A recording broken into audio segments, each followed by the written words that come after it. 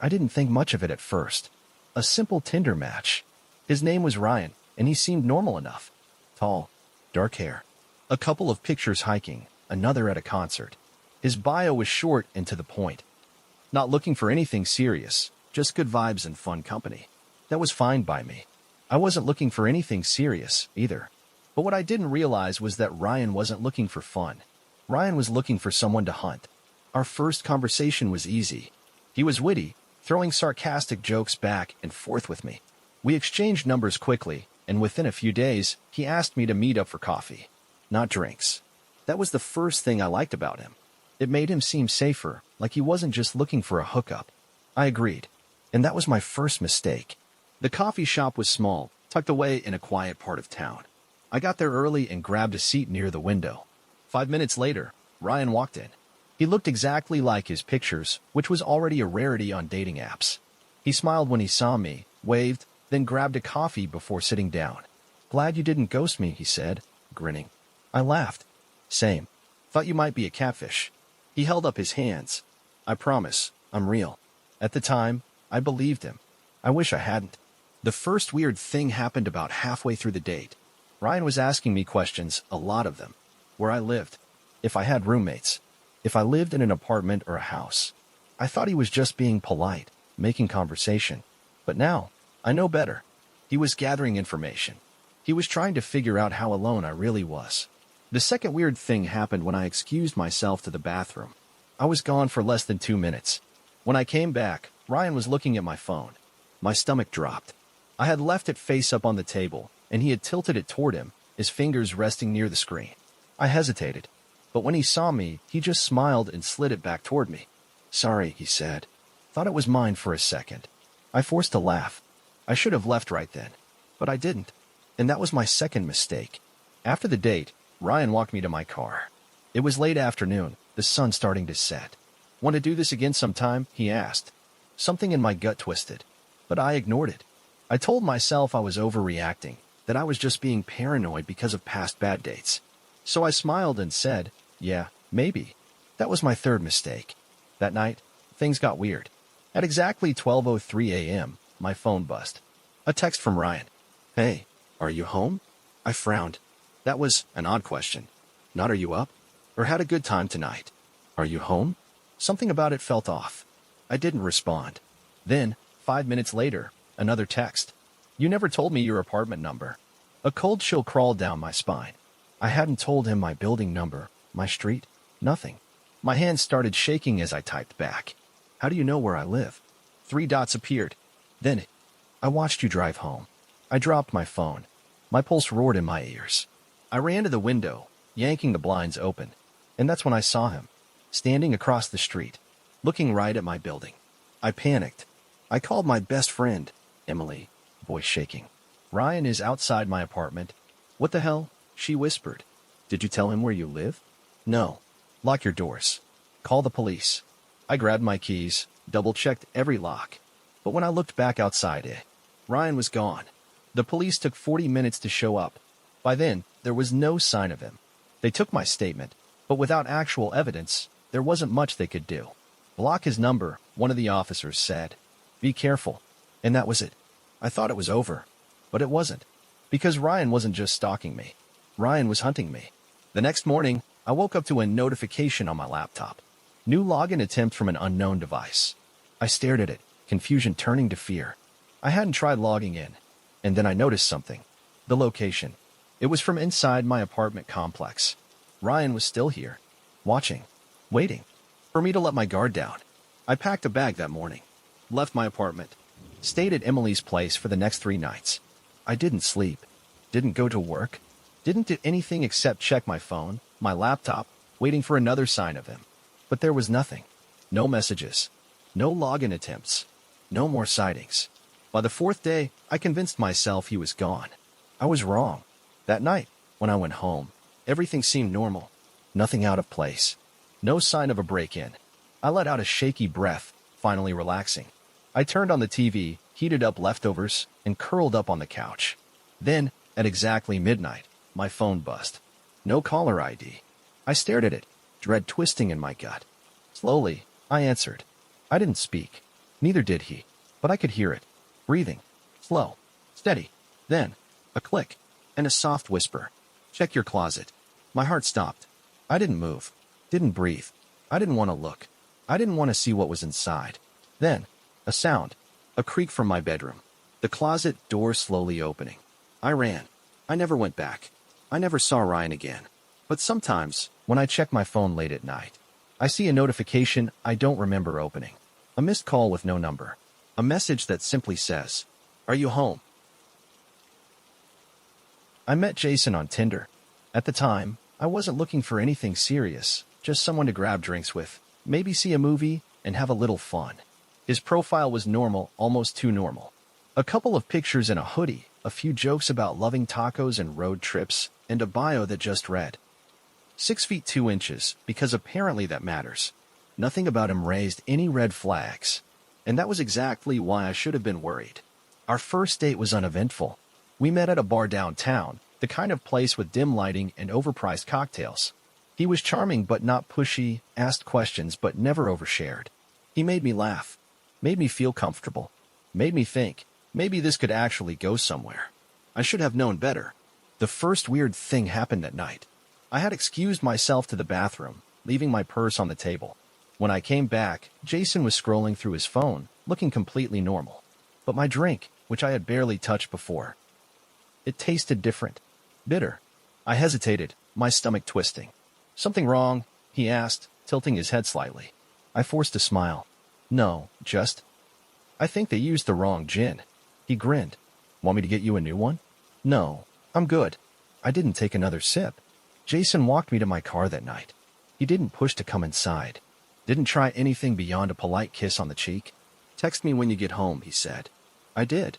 And that should have been the end of it. But the next morning, I woke up to 3 notifications. Fraud alerts. My bank account had been drained. At first, I thought it was a mistake. I called my bank, convinced there had been some kind of hack. Then, as I scrolled through the transactions, my blood ran cold. All the charges were from last night. Around the exact time I had been on my date with Jason. $80 at a gas station. $300 at Best Buy. A food delivery order to an address I didn't recognize. My chest tightened. Jason had been the only one near my wallet all night. Had he? I shook my head. No, he wouldn't have. Would he? I checked Tinder. Jason's profile was gone. Deleted. That was when I knew. This wasn't random. He had planned all of it. I tried to push it out of my mind. Told myself I'd call the bank, dispute the charges, move on. But then, 2 days later, I got a text. From an unknown number. "Hey, beautiful. I had fun the other night." My stomach dropped. I typed back. "Who is this?" 3 dots appeared. Then, "You forgot me already? That hurts." I stared at the screen, my pulse pounding in my ears. I had deleted Jason's number. So how did he still have mine? That night, I had the strangest feeling, like I was being watched. I double-checked my locks, closed all the curtains, and convinced myself I was just paranoid. Then, a noise, a soft rustling, coming from outside my bedroom window. I stopped breathing. My apartment was on the 2nd floor. I shouldn't be hearing anything outside my window. Slowly, I crept toward the curtains. Heart hammering, I peeked through a tiny gap and nearly screamed. A man was standing there, not on the ground, on the fire escape, face hidden by the shadows, watching me. I stumbled back, knocking over a lamp. By the time I looked again, he was gone. I barely slept that night, and when morning came, I made a decision. I was going to find Jason. I started digging. I reverse searched his number. Nothing. I checked the delivery order from my bank statement. The address was fake. Then, I remembered something. We had a mutual friend on Facebook. A girl I had bartended with years ago. I messaged her.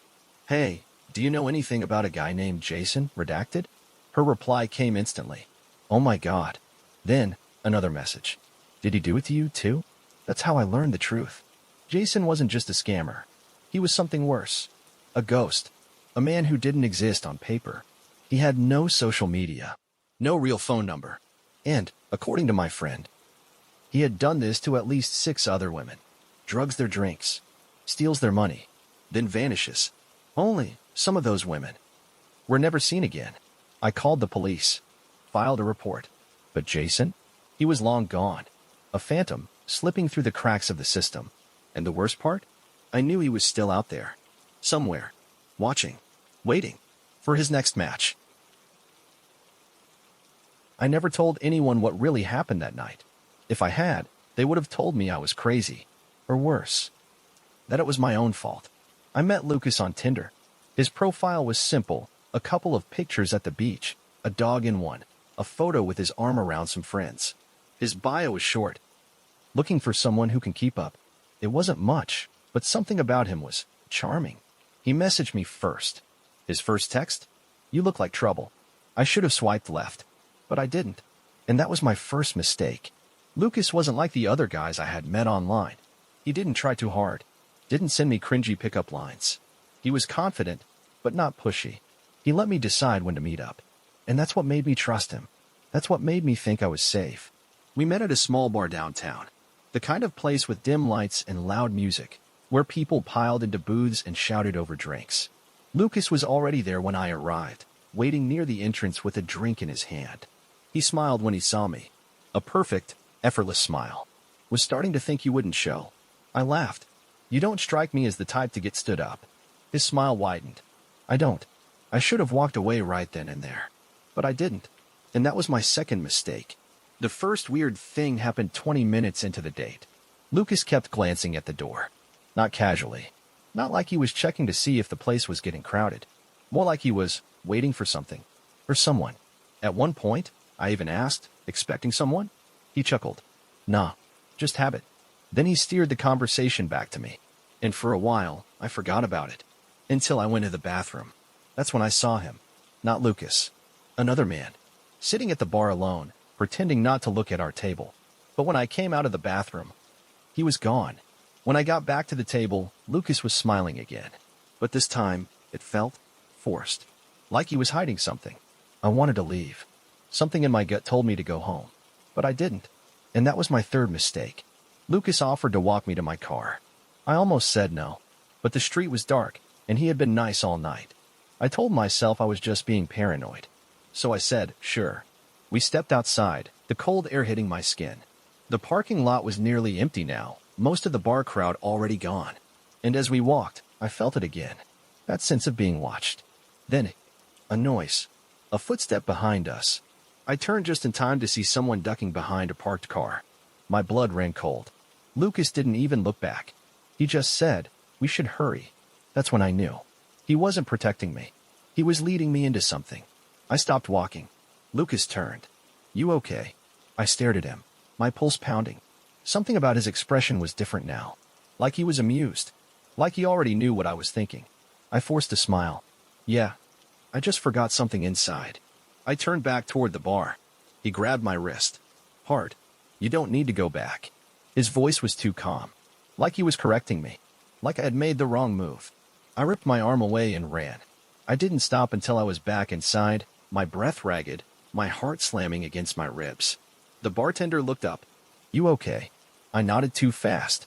Then, out of the corner of my eye, I saw Lucas, standing outside, watching me through the window. And next to him, the man from the bar. They weren't looking at each other. They were looking at me. I called an Uber, waited inside until it pulled up. When I finally got home, I locked every door and window. I barely slept. The next morning, I checked Tinder. Lucas's profile was gone. Deleted. Like he had never existed at all. I tried to move on. Tried to tell myself I was lucky. That I had dodged something bad. But 3 weeks later, I saw his face again. Not in real life. On the news. The reporter's voice was calm, detached. Authorities have confirmed that the suspect, whose real name is Daniel Carter, has been linked to multiple disappearances of women in the area. His accomplice remains unidentified. They showed security footage of him leading a woman out of a bar. Not me. Someone else.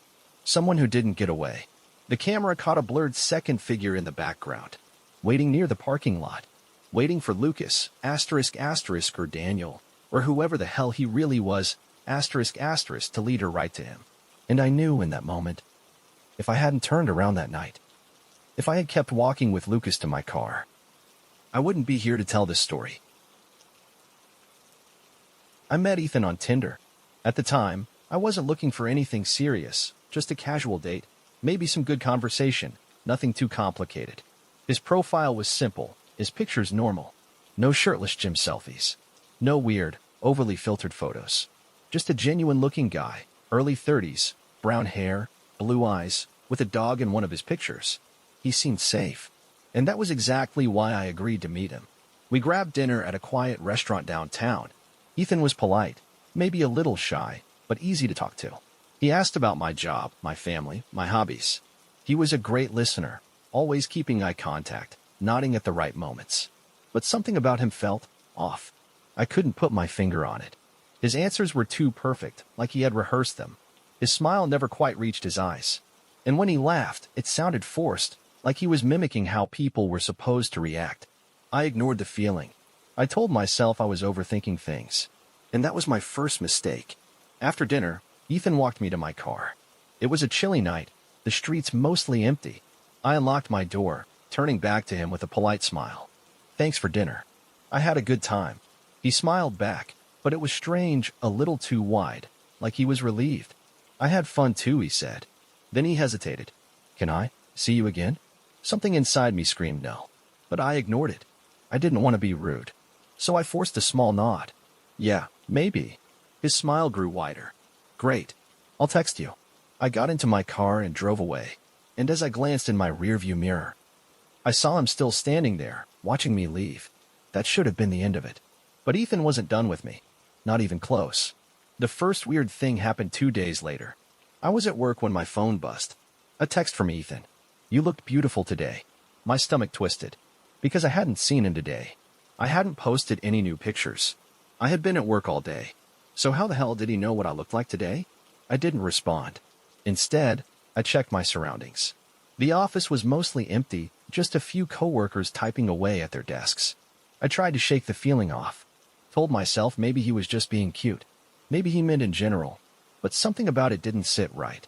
Something about Ethan felt wrong. And I should have listened to my gut. Because that was my second mistake. That night, I woke up to a sound. A soft tapping. At first, I thought it was just the wind against the window. Then I realized. The sound wasn't coming from the outside. It was coming from inside my apartment. I sat up, my breath caught in my throat. My bedroom door was slightly open, just an inch, like it had been pushed that way on purpose. I knew for a fact I had closed it before bed. A cold wave of terror washed over me. I reached for my phone with shaking hands, opened my camera, and turned on the flashlight. Then, slowly, I stepped out into the hallway. The living room was empty. The kitchen, silent. I checked every lock, every window. Nothing was open. No sign of a break-in. I stood there for a long time, heart pounding, before convincing myself I had just imagined it. I went back to bed. And that was my third mistake. The next morning, I checked my phone. I had a new message from Ethan. A picture of me, sleeping. I nearly dropped my phone. My blood turned ice. I looked closer. The picture was taken from inside my apartment. I scrambled out of bed, heart hammering as I checked the locks again. They were still locked. The windows were shut. There was no way he could have gotten inside. But somehow, he had. I called the police. They came within 15 minutes, searched the apartment, asked me 100 questions. But there was nothing to go on. No signs of a break-in. No fingerprints. No cameras in my apartment complex to show who had come and gone. All I had was a text from an untraceable number. They told me to block him, to be careful. And that was it. Like it was just another Tinder horror story. Like this kind of thing happened all the time. I thought it was over. It wasn't. That night, I stayed at my best friend Nicole's place. I wasn't about to spend another night alone. By 2 a.m., I finally started to relax. Then, her phone buzzed. She frowned, grabbing it from the nightstand. Did you change your number? She asked. I looked at her, confused. No, why? She turned her phone toward me, and I felt my stomach drop. It was a message. From Ethan. Nice try. I always know where you are. My heart stopped. How did he get her number? How did he know I was here? The next morning, we went to the police again. This time, they took it seriously. They traced the messages. And what they found made my blood run cold. Ethan wasn't just some guy from Tinder. He wasn't even named Ethan. He had no real social media. No job records. The only thing they found? A trail of missing women. Girls who had gone on one date with him. And were never seen again. I moved to another city within the week. I changed my number, deleted my social media, started looking over my shoulder everywhere I went. I never heard from Ethan again, but sometimes when I'm out in public, when I feel like someone is watching me, I wonder, is he still out there, looking for me, waiting for me to let my guard down again? Thank you for watching. Consider subscribing.